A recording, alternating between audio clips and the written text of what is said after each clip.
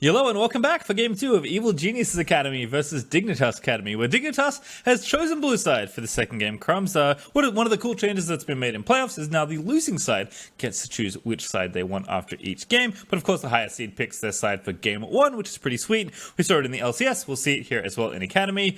That is the same side, Crumbs. I just don't know if much is going to change, because I don't think the draft was the issue there for Dignitas. I actually really liked their draft.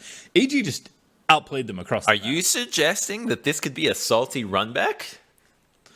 Ooh, maybe. We did get some deja vu drafting yesterday in the LCS, so it's certainly a possibility. I think they would be flawed to go with a salty run back. I did not like the execution of the Gragas Yasuo. No, maybe you could go ahead and take away the set, but you know now how EG is going to play the game, so maybe they're like, oh, well, we should have a priority on something like Ornn ourselves, so now we don't have to worry about the scaling element. We'll have that on our side. So I think when the games continue to go late, or when teams perceive that scaling is the way to go, champion like Ornn rises in priority. Yeah, I think Ornn, certainly one of the things we can identify there. I think also just don't sacrifice Grig's pick in the draft potentially, because he just got bullied in champ select. Honestly, get eating bans in phase 2, and then Gragas is a perfectly fine jungler, but it's not something like his Elise, which he's maybe more known for. And whatever happened in the early game for jungling, and it was just completely all over that map. So it's tough to pinpoint exactly where changes should be made, and of course we'll leave that up to the Dignitas infrastructure and coaching staff, but clearly some adjustments need to be made. I think most importantly, Dignitas strike me as a team that has very talented players and potentially some bruised egos, so just calm things down, keep the mental strong, Crumbs, because no matter what, this series is going to be long for you at this point. So much of the game really is about the ego. It's about making sure that you stay focused, that you're not tilting, that you're not acting on your own feelings versus what is actually the correct play inside the game. And so just staying level-headed. Some of these teams have psychologists, performance coaches, Navy SEALs, whoever can help the team focus and not tilt is always going to be a very valuable asset. And opening up with such a revealing composition of Gragas Yasuo, if they can bounce back from this, it'll speak to a very strong composure out of the Dignitas lineup, because not everybody can get rocked so hard in one game and go into the next one just as confident, if not more. Yeah, we'll certainly see how it shakes out, but so far, we're either getting tricked or they're picking the same champions, Crumbs. It's the same 3 bands so far. Yumi, Kalista, Tahm Kench, and Senna actually going to complete the duplication. I'm curious to see how backup threatening they think Deathly Aphelios is. Maybe they want to pick it here if they believe the champion is that good. But 15 seconds, it will be the Jarvan band away. So I can't confirm, Crumbs, we are not in a simulation. Yeah. This draft is different. Okay, so far we've got at least no Anda, no Jarvan for Anda, so the first pick will probably be very different here. I can't imagine going with the set again. Maybe Olaf that was taken early, that was been in the second rotation. No, I guess they like this. We just never got to see anything from Dig, so we don't even know what they wanted to accomplish.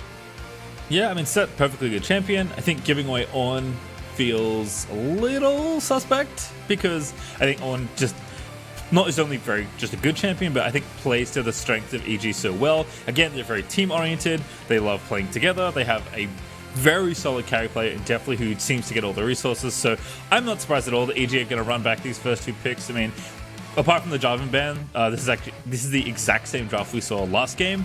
Syndra is now open. Trundle, if they want to pick it earlier for Grig, is available, and I can't have Jarvan, but EG don't have to change very much as far as their draft goes, so I do like taking these 2 champions again. Yeah, I think Braum still makes a lot of sense here for Dignitas. Sure. The Trundle I like. It's an adaptation that will allow them to deal with the front line that was such a problem in that last game, but they're not going to go for that. Okay, well, that speaks to a different bottom lane. Maybe they didn't like the 2v2 matchup that they got there and would like to try something else. I'm just going to let Demonte do his hovering, and then we'll decide what they're going to go for. So if they do pick Varus, which they will do, I think this kind of tells me that with all the bottom lane attention that's happening, that's very sneaky, Kiyu. With all the bottom, that's really sneaky. Yes. Give him the hug. But with all, I love that. With all the attention, though, that bottom lane is getting in the draft, I feel like this tells me that Phoenix does not feel comfortable against Miss Fortune. Because they're like Braum feels like so much of a better pick there, but you have to give up so many picks potentially away as far as ADs go that I feel like they just want Phoenix to feel comfortable, because even in the 2v2, again, without people down there, it felt like Deftly and Matt just felt so confident in that lane.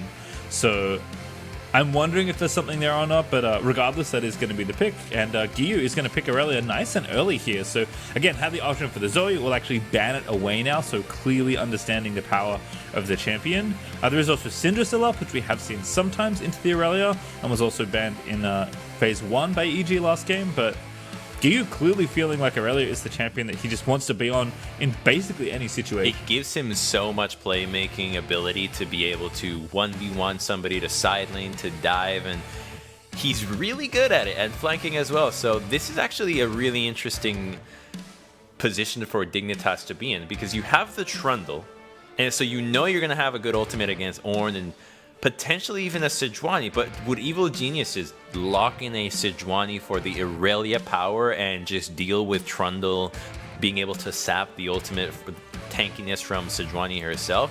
I think it's a questionable option for EG just because of how good Giyu is in that champion. And yeah, they banned it. They don't want to give it away. Ban, though.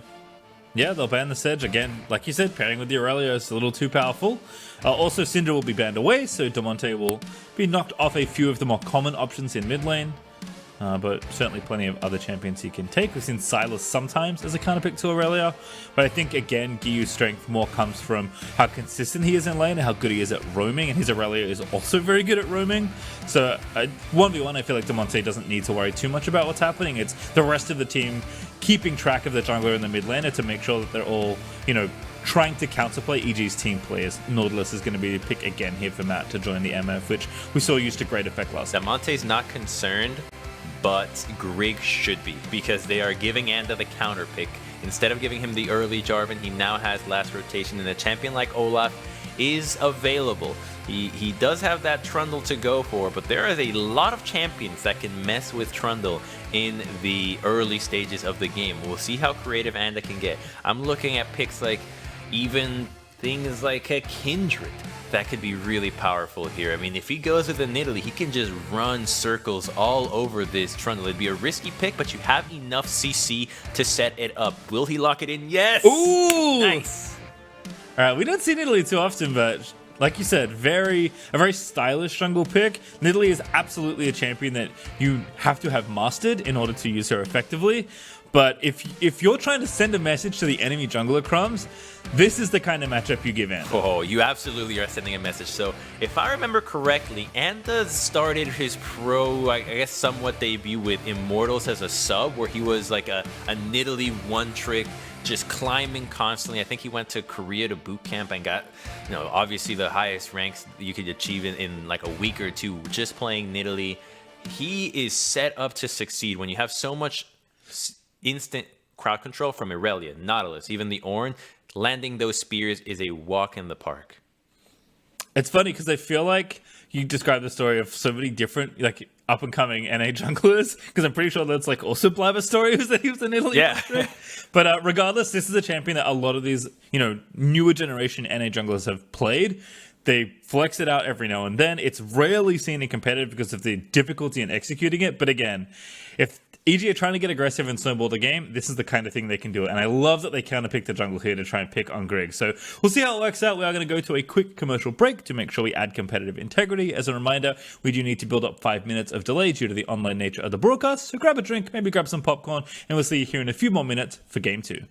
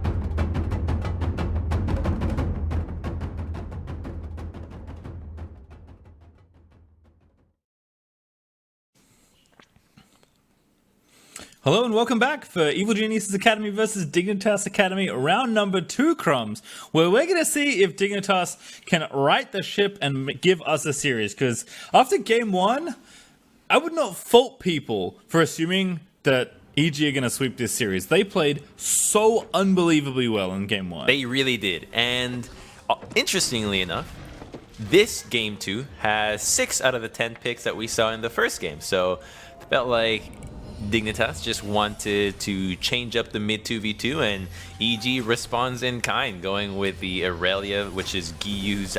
I think at this point we have to name it the signature pick. Everyone keeps banning it, and he keeps wanting to pick it all the time. Yeah, I agree. I think from what we've seen, this is certainly Giyu's signature champion, but Ander has, was given the counter pick in this draft and has gone for Nidalee, which is just not a pick we see very often in competitive. In solo queue, it's a jungler's favorite champion because they just get to do whatever they want and be a carry, right? But with the Conqueror here for Ander, we'll see if he can be as effective as he has been in so many games. But, often on, ganking junglers, often with smart pathing, with good teamwork. Nidalee is a much more selfish champion as a jungler. So curious to see if this changes EG's dynamic at all. And if this is something they can pull off, this is a huge threat that you can now present to teams, saying that you always must think, will we play Nidalee this time if Ander can show that he is proficient on the team? It really is a huge threat, because when you think about the CC that is provided for Nidalee... Oh, wait a minute. Before that happens... Okay, he's fine. Some slaps happening. Blast code? No, not needed. Auto's going to be a little late here. It is a late invade, though, for Dig. So Ander is going to go ahead and start on the red buff, but with a bit of help there from the top side as Brandini will help out. Ander should be able to pretty quickly fly through this jungle as Nidalee, and I don't think this will do anything other than split the map in half, as we will likely be jungling vertically, as Giyu is already off to the races in mid lane. It's Conqueror v Conqueror, and Giyu handily wins that auto attack battle. Yeah, it's really frustrating to be in lane against Aurelia when your creeps die and you're like, well, now she's just really strong. I have to back off. She keeps getting the Blade Surge passive going on.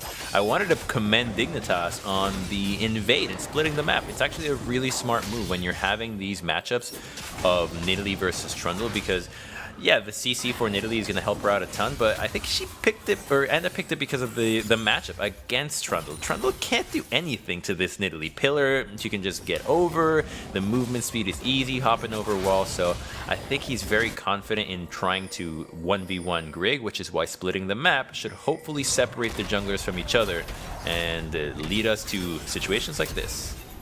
Yeah, smart from Giyu. He knew he had to flash there. Really good timing from Grig, honestly. And I think Giyu placing a standard ward and maybe not thinking through the wait. He's probably on my side of the map part of the equation, but still a really good response. But a nice bit of pressure from Grig to get a very early flash. Exactly. Knowing that his jungler was on the other side after a map split, he should have been able to say, I don't even need a ward here. I know that he is here because my jungler has taken the complete opposite quadrant. So the mirror jungling is still going to carry out in this game, but maybe Damonte and Grig can find an avenue against Giyu now that he doesn't have flash. And melee v melee with so much CC, I'm inclined to want to go to this lane if I'm Grig, because I know how powerful Giyu can get, and if I can just get Damonte a little bit ahead, he can be the window into this game. A Sylas that is ahead when you have this wealth of ultimates to take can be exactly what you need to give you the confidence for a game 2 win. Yeah, with a lot of AP, like a stolen Aurelia ulti turns into like an absolute nuke. It's pretty unreal as far as AoE goes, because you can't even get Q resets like Aurelia could. The Nautilus ultimate too, the Ornn, there's it. Yep, Ornn, always popular.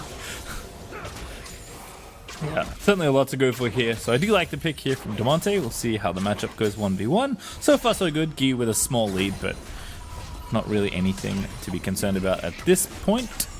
Definitely, and Matt also in a much worse spot than they were in the last game. Currently down a little bit in the 2v2 battle wave, with Phoenix and Ollie sticking around, and Trundle showing some presence here to the bottom lane. Not going to be nearly as easygoing as it was last game for Definitely. Yeah, it helped them a lot that they had that level 3 gank that got both the summoners for the 2v2, and inversely, they were hurt by the fact that Dignitas invades the blue side and has their jungler in the complete opposite side. So Definitely and Matt have to concede most of the trades that they would have liked to otherwise have gone their way, and because of that, they're pushed all the way back, and now Phoenix's laning phase looks like a thing of the past. No longer is there a very sad Varus. He's actually doing just fine now, keeping onto those summoners, and if he can hit that level 6 quickly, there's always a way to go into the bottom lane and find a good kill. I'm really impressed with how aggressive Gyu is willing to be. Like, he just initiated onto Damonte, using his Q without getting a reset, being down a level.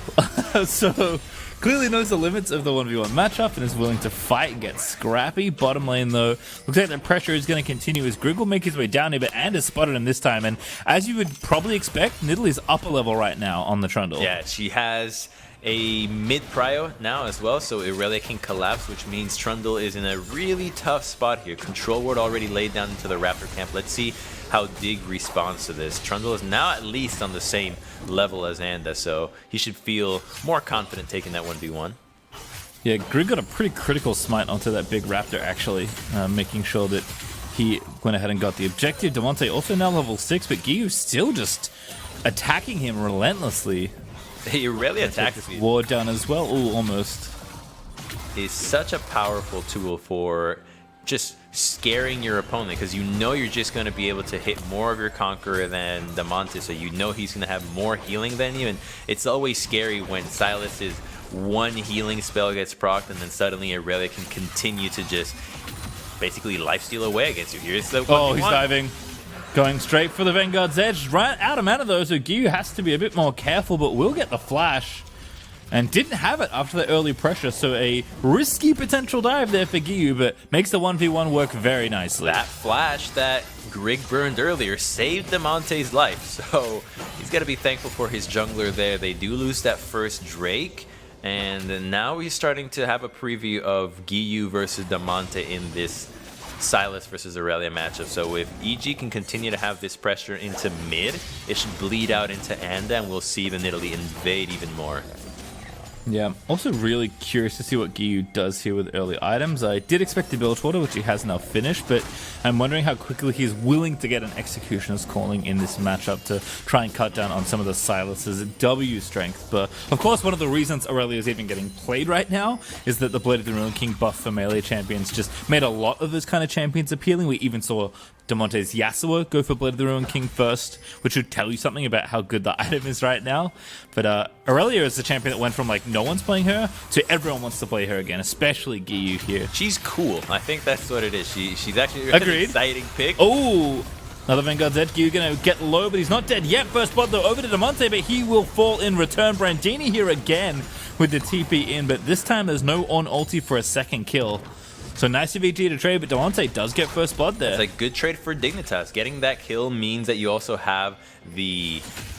Wait, let's first take a look at the replay of how it all played out, because we have both bottom laners, the supports trying to be there, and Misfortune makes it before Braum, which doesn't actually make that big of a difference, because the Braum shield is what just stops most of the damage from the Misfortune. Had she been able to connect, Aurelia would have lived. Yeah, Gyu also, I think, didn't get a Q reset on a minion.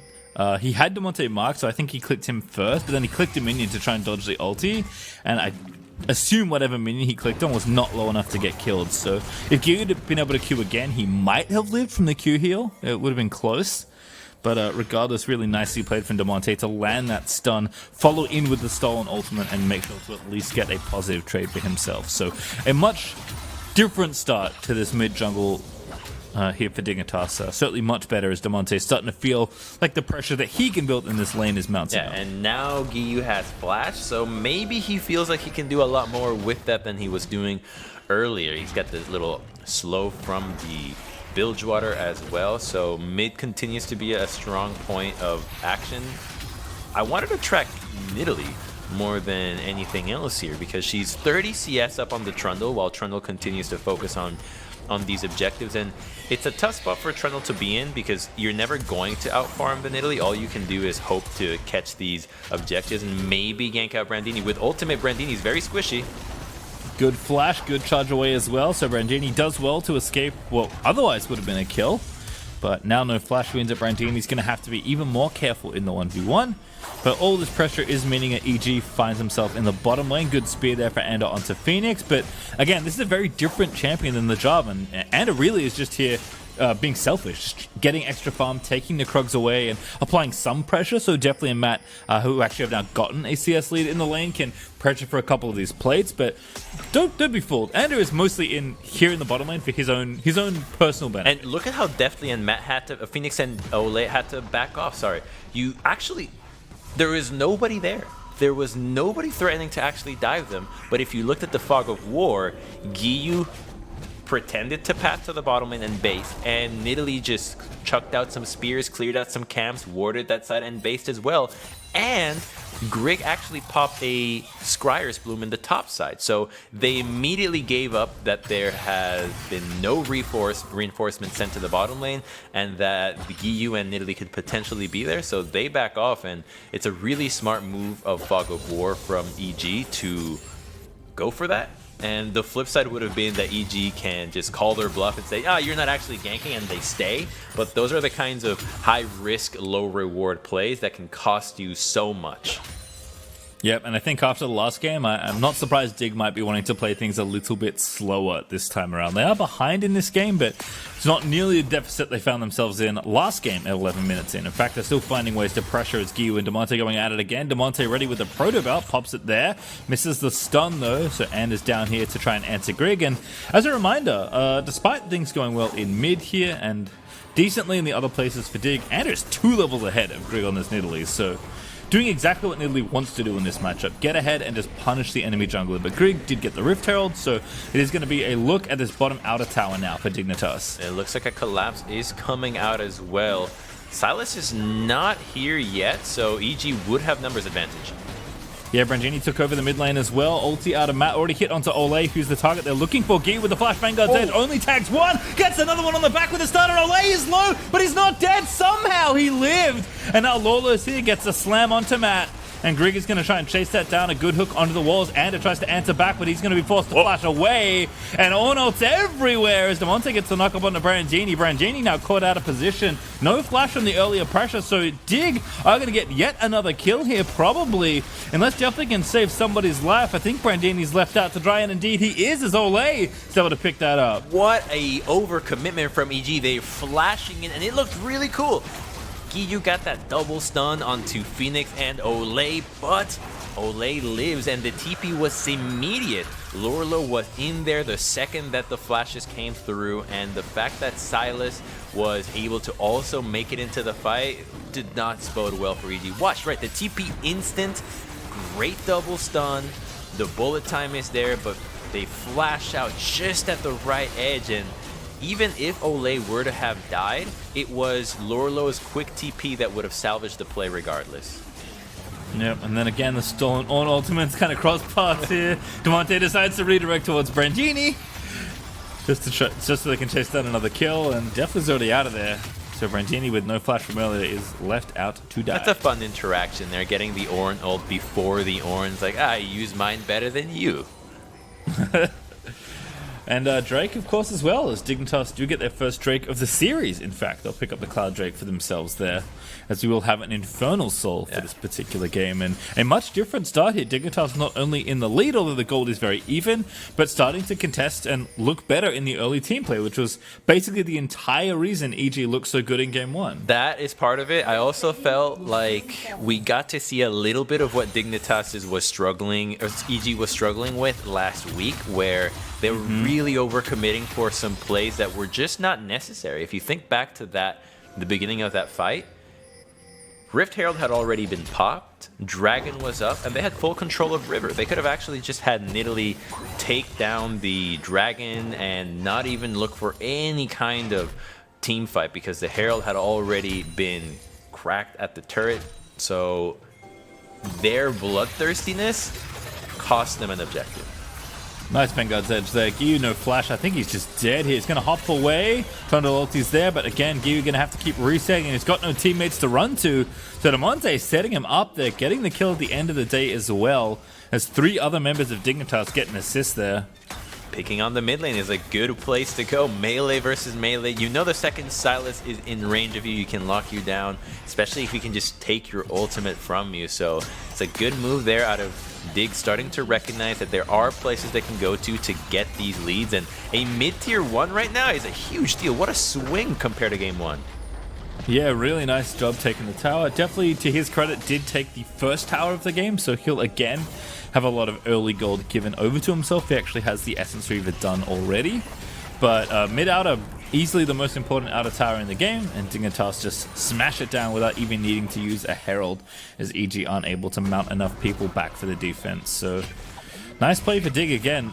Much more proactive than the last game around. I feel like they must kind of just let EG dictate the pace of the game last time, but this time it's Dignitas certainly doing the same in this early game. The lead they built not nearly as big, but a very different look for Dig, which is kind of all we really wanted to see here in the early game, given how one-sided the first one. What are the odds the first game was just the first game of the day jitters, right? First game jitters, let's get it out of the way. But, you know, whether it actually was the first game of the day or not, you sometimes just are not used to playing as a team. You're like, oh, I forgot I needed to be on top of my sums, on top of calling for these ganks and all of these things. So game 1s can be very confusing if the teams use it differently, whether as a way to test out these picks or just as a little warm-up. And they're definitely warmed up now, but they need to close this one out, because this is a fine start, but the split pushing of Irelia has yet to begin, and Blade of the Ruined King against Sylas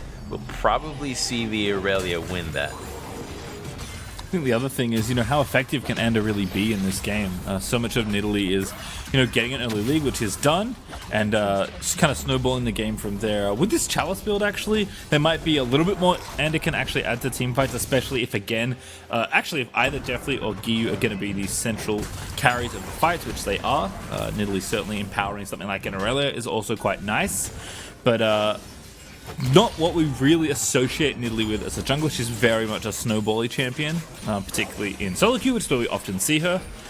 So curious to see if they can translate this to a team environment, because EG are certainly a very well-built team. We've seen a lot of good coordination from them, so I'm curious to see if they can make this Nidalee pick. This is the build that Nidalees go for, where it's a self-aware build that says, I know my champion doesn't actually do that much, so I'll build this item to help the team out. Kind of curious if we'll see maybe an Ardent as well. Oh, I think that's too far. Maybe something like a Frozen Fist, just getting really tanky beyond that, because the resistances from the Grail really add up, and it's going to pop that Herald to see if Dig can draw their attention to the left-hand side, and if Herald distracts well enough, they can push out this mid and collapse into the Dragon, potentially rush it, as Giyu's already there. Ooh. Didn't get the charge as well, so he got the minimum damage, which is quite high. Here's the ulti though out of Sylas, getting 2 knockups there, but the bullet time is out. Are they going to block the ram on the other side? Is EG a little bit low here? Going to have to navigate carefully as they're splitting up, forced back towards this Drake. Dig sticking together here. Have to avoid the poke incoming from the Nidalee. But Giyu also ready with the ultimate. That's the only one apart from Anders, which isn't really an ultimate that they have left to use. So a tough fight to pick if they want to go for it here. Anda going to be forced to flash by Damonte. Vanguard's edge in again. Exhaust is down, and Giyu just can't get a kill here. Phoenix is low, but not low enough. Damonte, though, will fall down on the other side. Sorry, Set will die as Lolo falls. So now 4v4 around this Drake, but EG losing their big carry, but the Drake is dealing so much damage on the other side. And Damonte getting chased down here. He's just going to get flashed out of the pit, as Anda also has to be careful navigating around the back of the Drake, and EG do want to finish it here, and it looks like they'll get it done. A very scrappy mess around the Drake pit. Crumbs, but Drake is successful for EG. What a curious fight, because both Giyu and Lurlo 1v4 the enemy, instantly die, but by enough time that it feels like Dignitas can stay in there, and oh, wait a minute, definitely, you're in some trouble. Good cleanse. Damonte still chasing yet. No other CC. Can't steal an ulti he can really use. Just bullet time. So definitely does get out of there. Both Irelia and Lurlo die, but the remnants of the fight have Dignitas taking the objective, and it's the double up from Deathly that actually secures them the ability to stay in there. The fact that Phoenix lived with maybe under 10 health was enough of a sign to Dignitas that they needed to get the hell out of there.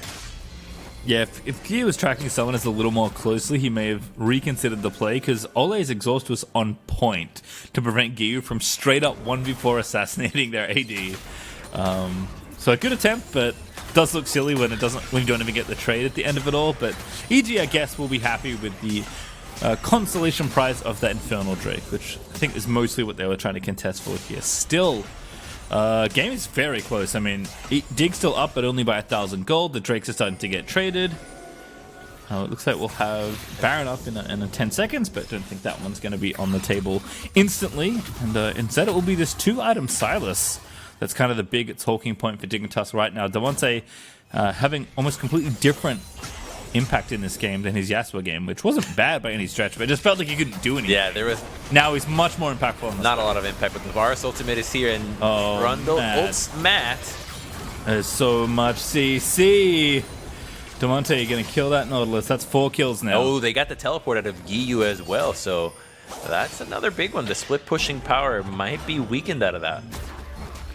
And I do like this Trundle, especially from Dig, just able to easily kill any target that he can ulti if they have enough CC, and they have so much CC in this comp. In fact, everyone has some form of snare or stun, with the exception of Grig, who just has the pillar and his ultimate, plus the slows from his bite.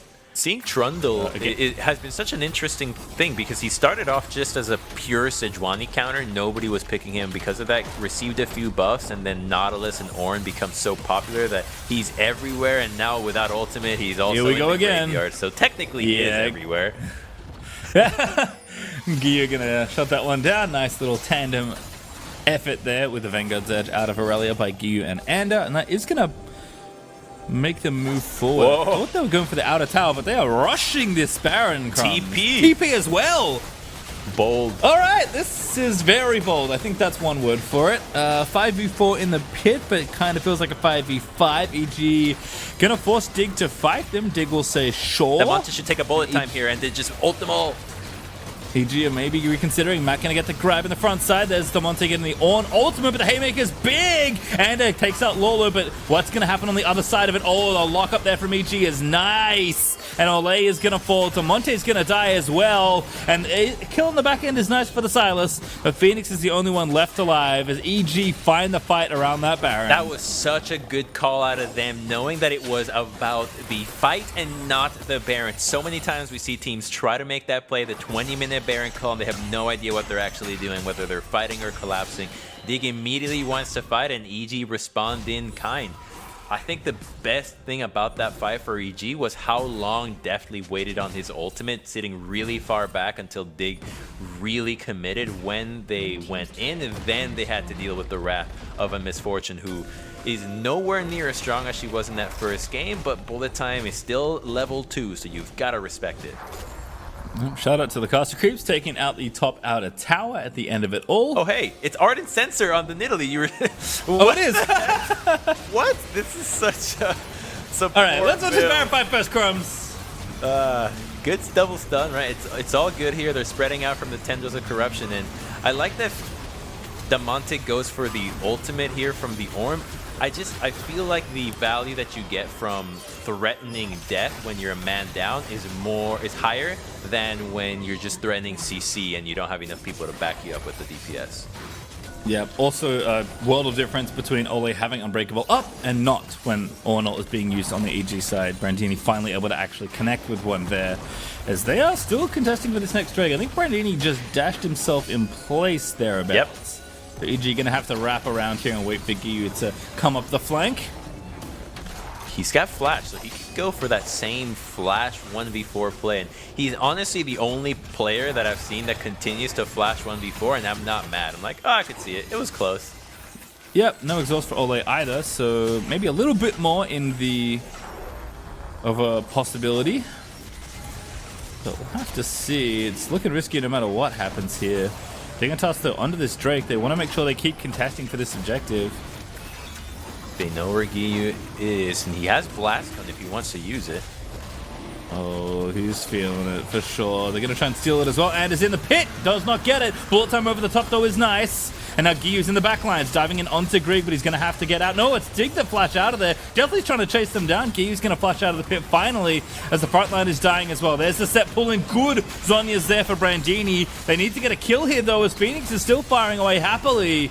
And definitely can't find it. Brandini will sacrifice himself as Dignitas get the Drake and the team fight win. Oh, Dignitas got a really big fight there. They got a lot of summoners too, and it was the split engage from EG that made them really question what they wanted to do there. It looked like it was a half steal attempt into a fight at the front of the pit with Giyu maybe going for a flank, but the second he met Trundle and got ulted, he was like, I can't stay in these fights.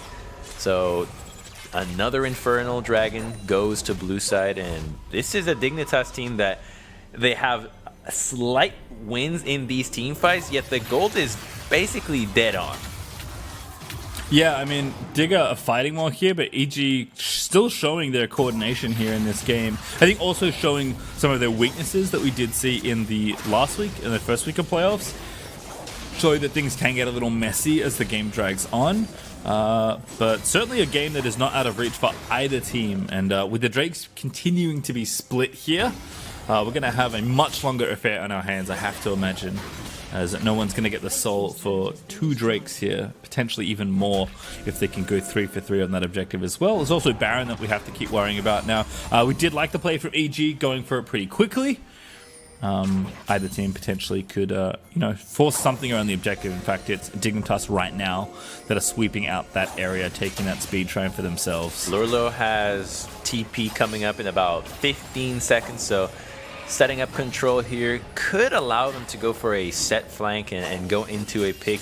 Kind of tricky against the Nidalee, who can be so slippery and threaten a steal, as we just saw in the Dragon fight. Whether she got it or not, she still poses a risk that Dignitas has to assess. And now EG is closer with 5 people, will not need a teleport from Ornn as Set is so far away. But they are really struggling to find a foothold of pressure here. I think it's telling in that when Giyu is not able to set something up for this team, they are just waiting for him to get to that stage, because anybody else is just not the right target. They don't have enough damage, and definitely it's too easy to get collapsed on from this current Dig lineup. Yeah, seen some really nice blocks as well from Ole on the Ornn initiation, which is kind of the single best way EG can start something here. But we'll see how Giyu continues to work the map here. Damonte, his counterpart in this game, is rapidly approaching death cap status, which is horrifying if you're an Evil Geniuses fan. Silas just gets so much value out of the raw AP with the ultimates he's able to steal. I would also expect him to start stealing damaging ultimates instead of on ultimate. But we'll see what he wants to do depending on the situation, as Giyu is just zip-lining around. He's so fast with that wave. Giyu. I think the first one that we saw in this little footage was, I think he hit 3 so fast that it looked like it was just one quick motion. And this is not land, so this is really impressive. Certainly is. Also, we have Brandini to kind of look out for as far as item upgrades go. I imagine the Molten Edge will be online for Deathly in just a moment, as he does appear to be going for the same build. You also kind of mentioned the Ardent Sensor, or questioned it, I suppose. I think in this game, I get why he's doing it. Whether or not it's standard on Italy, I'm not sure about. But I do get what he's trying to do here, because again, you need to find a way to get Nidalee's gold to convert into something better in the mid to late game, and being kind of a support is I think one of the better things you can do, given that you are limited in this kind of 5v5 team play as Nidalee. And again, I'm censoring up an Aurelia, who's already an absolute menace when she gets into the backline. Sounds pretty good to me. Yeah, no, I just want to see it. I want to see Giyu get in there and get healed. It's a build that is, I mean, the Nidalee build is really so varied, because for starters, not a lot of people play her, and then the solo queue players that do are usually one tricks that have their own graphs and charts of what they build on Nidalee for every specific game. And so if in this situation, going in or even building tank puts you at a disadvantage for fighting any of these picks, you know, why not? Why not go for just helping out somebody that can actually dish out damage? So he has to stay alive and make sure that he continues to hit shots. Otherwise, you're not getting a lot of value out of the Grail. But if he does that, I mean, we've seen one of those heals be plus 500. Yep, I like this early early Last Whisper item here for Phoenix as well. Does have the healing reduction version of it, so he's able to cut down a lot of that healing that Nidalee and the rest of the squad can get, especially with deftly building the Bloodthirster. Does also seem like Dignitas are the ones that are going to maintain control of the objective leads right now. 2 Infernal objectives for them now. They'll be the first team to grab Soul Point. As EG is still trying to take out this mid-outer tower. Need a couple more taps on it, but finally going to get enough room to take it down, so it's a lot more space that EG can try and play around here. As it seems like with the Drake down for 4.5 or so minutes, teams are going to be moving their attention towards the Baron, which makes sense. Even though EG giving up this dragon does put Dignitas at soul point, they are just fighting for the spikes that will be guaranteeing them strength over Dignitas, and a lot of that involves Brandini getting those upgrades. The Infinity Edge has already been upgraded, but you also want to hit that Blade of the Ruined King there for Giyu pretty soon, if that's what you want to upgrade in your Aurelia, because she's not building Trinity anytime soon. And so if you can at least look at your items and say, I know that we can win this fight, that's a much more sure team fight to take versus we just want to stall them out of soul point. And if you don't actually have the damage to do so, it becomes a lot tougher to come up with that win here. So I think that EG is just very happy to have Ornn in this situation, and that's what you drafted. That's why you can risk these picks like Nidalee, because you can hit these stages and always fall back on the ornaments. Yep, certainly looking more at execution, I think, at this point as well. Gold is even. Plenty of teamfight prowess on either side as far as what they've drafted. So Dignitas will once again be the first around the objective here, trying to take out this Baron. But looks like it's just getting that vision down for now, not wanting to overextend themselves too much. And it is also going for a Lichbane, so kind of rocking back up into the carry status for the Nidalee, or at least wanting to maintain the ability to threaten people after going sidestepping for those 2 support items. Movement speed and cooldown reduction plus a little bit of health on the execute, so I like it. I want to see if he ends up doing really, because the Nidalee is just such a odd pick unlike most carries here. I mean, if you can go up and play a team fight sniping out the Varus, or just sitting in the front line and trying to do your Q executes on frontline targets. So a lot of creativity is involved in Nidalee. Yep, have to play very cautiously as well. So we'll see. Again, this is not a pick that we see that often in competitive, and it is, you have to think and play as a team very differently when this is your jungler versus something more traditional like, you know, just a frontline or an initiator. So we'll see how EG navigate here, but good pillar there onto Matt, who has been a pretty consistent target of attention, given that he's a fairly easy target for them to kill. Despite the stone plate there for Nautilus, he's pretty spiffy, especially under the effects of Trundle Ultimate. Damonte is going to steal the depth charge though. Watch Giyu. Taking that away from Matt. But yeah, Giyu's the big threat here. Not level 16 just yet, but one big flank could turn this fight around. If Phoenix has anything going for him this time around, it's that he has a stopwatch and that little Banshees, that Edge of Night, that's going to allow him to either get past the stun from Aurelia or even dodge out of the ultimate. So Phoenix is much safer here, so I think that Giyu has to rethink how he wants to dive into that backline. The exhaust is up from Olay. He was very quick on it in the Dragon fight engage, so he needs to either have a diving buddy partner or go for those classic dive into the backline, but use one of your Qs to dash into a frontliner and quickly just distract them and position yourself to continue to deal damage. Yeah, I think you might want to try and find a stopwatch at some point before a major team fight, because he doesn't really have a way to help himself once he gets into the middle of the fight. The problem though is I don't know how much time he has, because we have Drake spawning in 50 seconds now. And there's a TP into the middle. Oh, definitely getting exhausted, going to cleanse out, run towards his teammates. Damonte there, going to try and dive down. Definitely's the target. Depth charge is massive! Silas with all the AP. Just about one-shots the enemy AD, but Giyu's diving into the backline. He sees Phoenix. He wants to kill. Vanguard's Edge is down, but again, he can't really live a little too longer. And a low getting them down, but not able to quite get the kill as Brandini's now tanking in the front side, and Damonte is ripping through the rest of EG. Brandini will be left out all alone with nothing he can do, and they did get Phoenix, but it cost them just about everything as Brandini will finally fall as well. Fantastic flank there out of Dignitas. Both Lorla and Damonte coming in.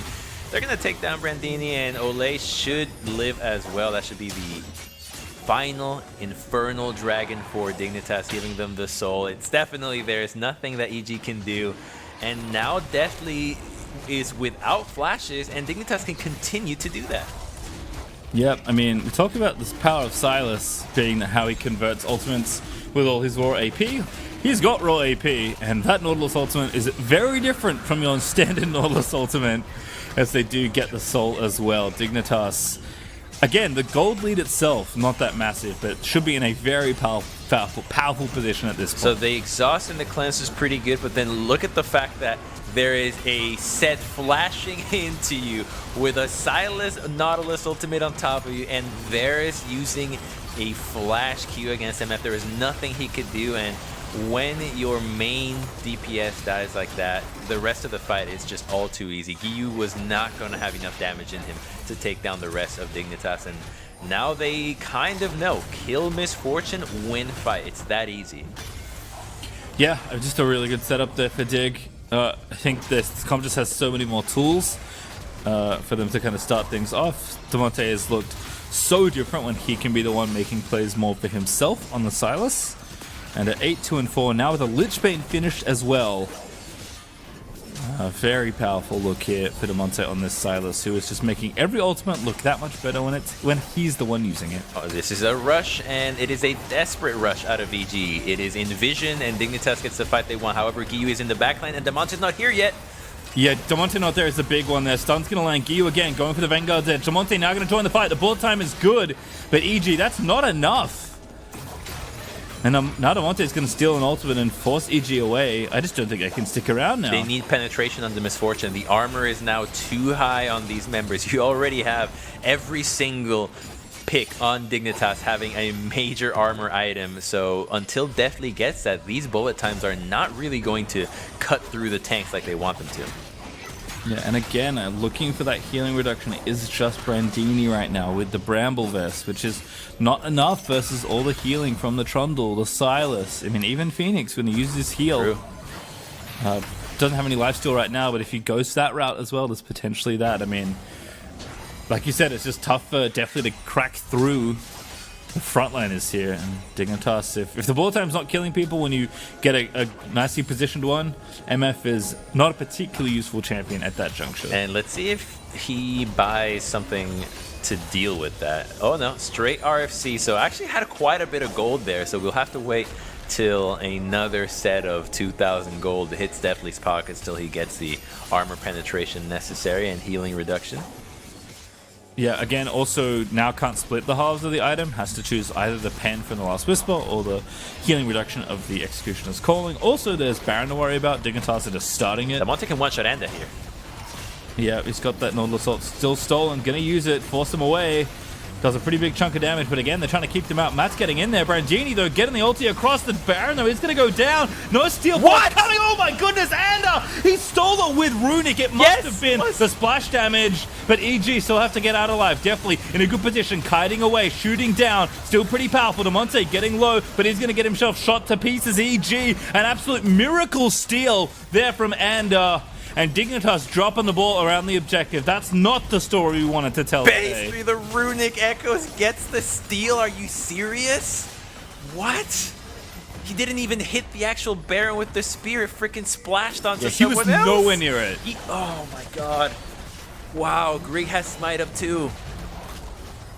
Alright, well, EG are going to back off. They can't get an inhibitor at least. We now have to reset for this Elder Dragon that's coming up in 2 minutes and 20 seconds. But I'll take the replay whenever it's ready. We have to see how that happens. Oh, speaking it straight into my mind. That's what everybody wants to see. What in the world? It was a good call because Damonte was getting Anda out. Like, the jungler was not there. You've got Braum to stall. You've got the Chains of Corruption if you needed them. Pillar. I'm just in shock. You know how rare it is that a Luden's Echo proc steals a Baron?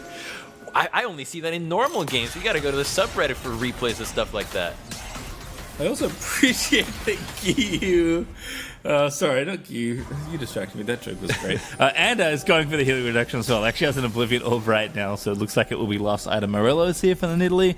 We're also going to have to wait, because a minute 30 for this Elder Dragon, with the Baron still ticking away on the Red Bull Baron power play for EG. They're going for broke here. Demonte the target. See you later. Definitely able to get him down. There's the last whisper you were asking for, Crumbs. Momentum has shifted so much now. Very much so.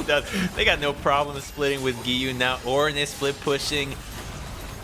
Dignitas must be so distraught right now. Yeah, Demonte's in for 40 seconds as well. He's like easily the strongest member on the team. Yes. But here we go again. Ulti. And let's see it. He distracted in there. It's Trundle. Splash. They just messed up. Oh, the little splash. Oh my goodness. Wow. I mean, I think Dig could have maybe won the fight after if that Baron had not been the case, but they just feel like they have to run away after that. Yeah. I mean, at that point, like, you're just so, like... Again, like, the mental toll that you take there when that happens to you, like, even if they were in a... I think they were in a still good position to fight, as you mentioned, but, like, that's not what you're thinking about. You're just... You cannot get past how wrong that went, given the situation you were in. Like, literally, Anda throws that spear 100% of the time, expecting to get that Baron not even once. Yeah, like, that should never... Like, that's not an integer of a percent to get that Baron. That's less than 1%. He starts like, I missed. Wait a minute, I got He's like, might as well throw it. You never know. Like, I'll get some poke down. Maybe we're trying to win the fight after. All right, fight continuing though. Elder Dragon is up, so this is a real objective teams have to fight for. Vanguard's Edge outlow for Giyu, getting a decent lockdown. Brandini, no, it's Demonte for the ulti going out. Giyu the target, but he's got the Guardian Angel. Ooh. Bullet time is big, and such a massive ulti as the Ram knocks up 3 of Dig, and I think they just checked out of the game at this point. Phoenix is going to die. Giyu is resetting all over them, and Dig lose 1. They're going to lose the Elder Dragon, and it just feels like that steal broke them. It really did. They're trying to get a pick, but that pick was exactly how they were trying to fight in game 1. Not setting anything up, just going straight into their opponent without any thought as to what they could be planning, and they had a misfortune ready to go exactly as they funneled into that little corner. This Dignitas lineup might be, I think, on their 4th game as a loss with a soul. With a soul, yeah. I didn't know the stat. I know I've seen it before, and that's not what you want to be known for. We'll put it that way. Is EG have just hung strong in this game, which again was close as far as gold goes for such a long time, but Dig, it felt like they were in full control, and Anda rips it away from them. And look at the flip side, right? Like, maybe Dig, like, can shrug it off, you know? I don't think so, because I think any team is going to feel the effects of a steal that brutal. But the confidence that EG gain after that happens cannot be understated. You feel like there's a heavenly power that just allows you to win. You're like, oh, I guess we could do anything and still win? All right.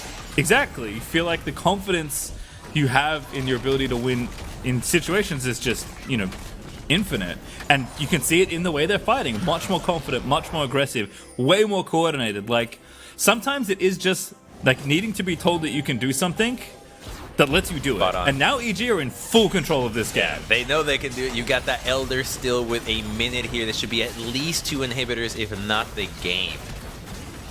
Yeah, inhib down in mid. Giyu working on it in top side. They still got Elder Dragon for a minute, so they're going to have to delay the game as the supers are going to start approaching. Baron has dropped off. It's actually back up in 30 seconds. EG might use the rest of their Elder Dragon to secure that objective, but they're going to wait around for at least another wave because the Baron's not even up yet. No, they probably would just crash it. Now that you bring up the Baron is up, it probably would be too risky to try to win here, considering that they just got that lucky break with the Baron. He's still pushing, they'll crash the wave, and then just fall back into the safe objective. Yep, and are not doing an irrelevant amount of damage either to Ole, just throwing spears over the wall, but again, enough time to take this Baron and win the team fight if Dig did come for you. So EG are just going to fall back with the super minions pressuring mid. They can already see where Demonte, the most threatening member, is. And sure, there's maybe a TP coming in here, but no one's going to be around to steal this particular Baron, and EG will secure it. And they're running straight topside. Gyu's going to go back in TP, and EG want to end the game right now. They don't need more items. You've got a full build on Misfortune. You've got everything on your Nidalee, and Gyu has teleport up with a stone plate completed as well. So 1-3-1ing here with Nidalee and the wave. She'll easily join with top end. This is set to be the final push out of EG. We've been here before last week, and it hasn't been a pretty execution. I think they have it down. They should know how lucky they are to be in this position in this game. So the caution, or at least the thought of this could go wrong, should be in the back of their minds.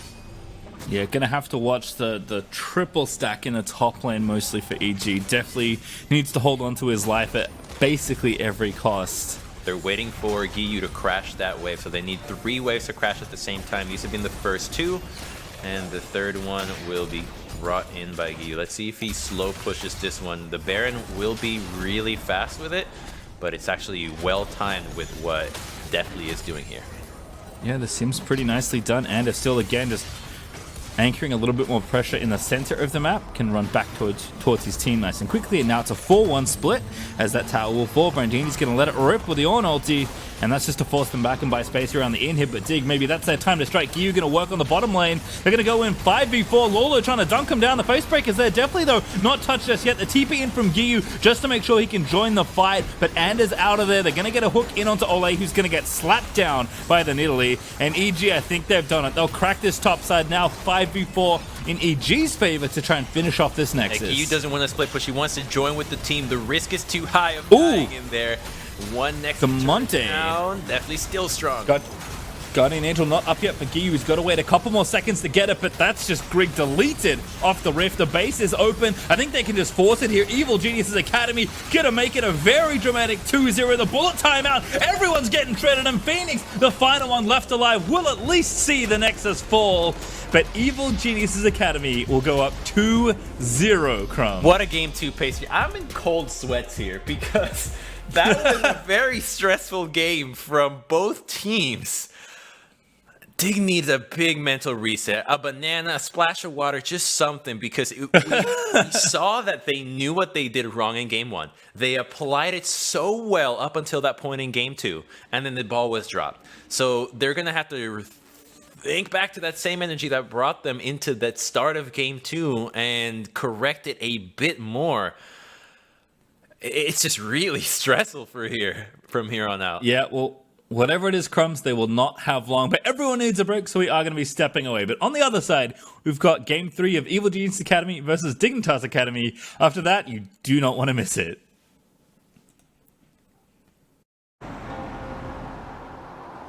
I'm Randy Diaz, mayor of Seltzer, Pennsylvania. If you love Bud Light like me, you'll love Bud Light Seltzer. It's a hard seltzer from Bud Light. It comes in 4 flavors and tastes great. Bud Light Seltzer. It's unquestionably good. If you don't love Bud Light, you'll love Bud Light Seltzer. It's not Bud Light, it's hard seltzer. It comes in 4 flavors and tastes great. Bud Light Seltzer. It's unquestionably good. Questions? Call us now.